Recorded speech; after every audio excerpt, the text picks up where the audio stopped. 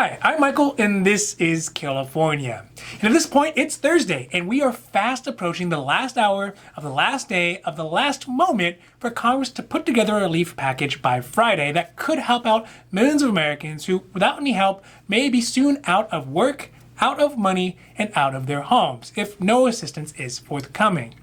That being said, Congress does seem to be approaching a point of agreement that both the Democratic House and the Republican Senate can agree on. That is, of course, as long as those folks who are on the fringes of American politics aren't allowed to sabotage it.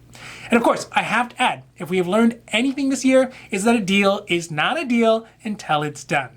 So today, we are talking about the improving possibility of another relief package and how it could possibly get blocked at the 1 yard line.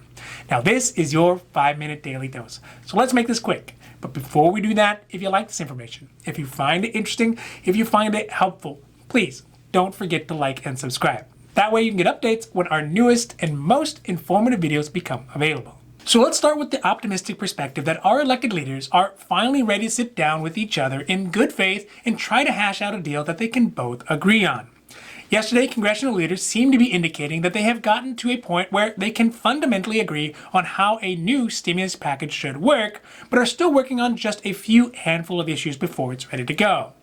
On the Republican side, there is the issue of billions of dollars for state and local governments. Republicans believe this money would amount to a blue state bailout for states like California and New York, who are seen as having overly generous benefits to their populations. On the Democratic side, there is the issue of ensuring that there's enough direct stimulus through unemployment benefits and things like stimulus checks to help Americans to hold out until things start turning around for the economy and the country as a whole. Now, although these things are not new issues, they are continually shrinking as obstacles to the final stimulus package. At this point, it's clear that really both sides of Congress want and need some sort of relief package. This is evident in the fact that both red states and blue states, conservative states and liberal states, and really everybody in between is being affected by the down order effects of the pandemic. Members of Congress on both sides are clamoring for some sort of help to get passed. The things they can agree on so far is the total amount of the bill, which is going to be around $900 billion, stimulus checks circling around $600 per person, an additional $300 per week bonus on top of normal unemployment benefits. The bill would also potentially include $300 billion more in Paycheck Protection Program money, that's PPP, for businesses who have been forced to lock down during the pandemic. But what appears to be on the outs is about $160 billion in state and local government funding that was initially being negotiated, which may really be a much bigger morale loss to Democrats than a financial one, considering there's still a sizable amount of money left over from the CARES Act that could be recouped and redistributed without Congress having to write another check.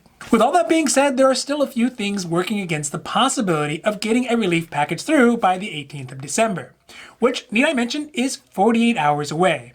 The first is that Congress still needs to work out the government's spending bill that has already been overshot by a week. This in itself usually is a lengthy and arduous process, only made worse by adding $900 billion worth of squabbling.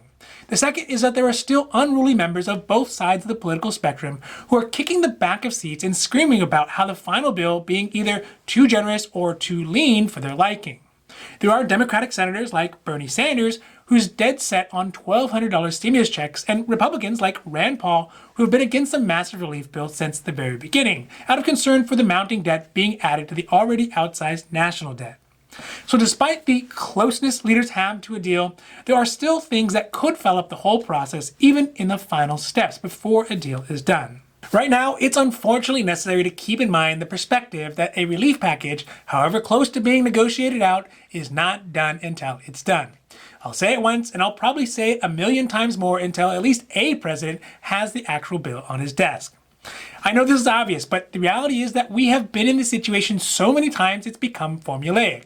A deadline comes near, politicians make lots of noise, negotiate and bicker, but to little avail. So forgive me if I don't jump for joy every time our political leaders say something might, or could, or possibly, or maybe be happening. I sincerely hope it does, and it is certain that Americans need the help now more than ever. But with all the past deadlines missed and drop-dead dates that have been blown by and failed negotiations, I just can't help to be at least a little reserved in my enthusiasm for these closing negotiations. Now, this has been your 5-minute daily dose, and I hope that you found it interesting or helpful or at least useful. And if you did, please don't forget to like and subscribe. That way you can get updates when our newest and most informative videos become available.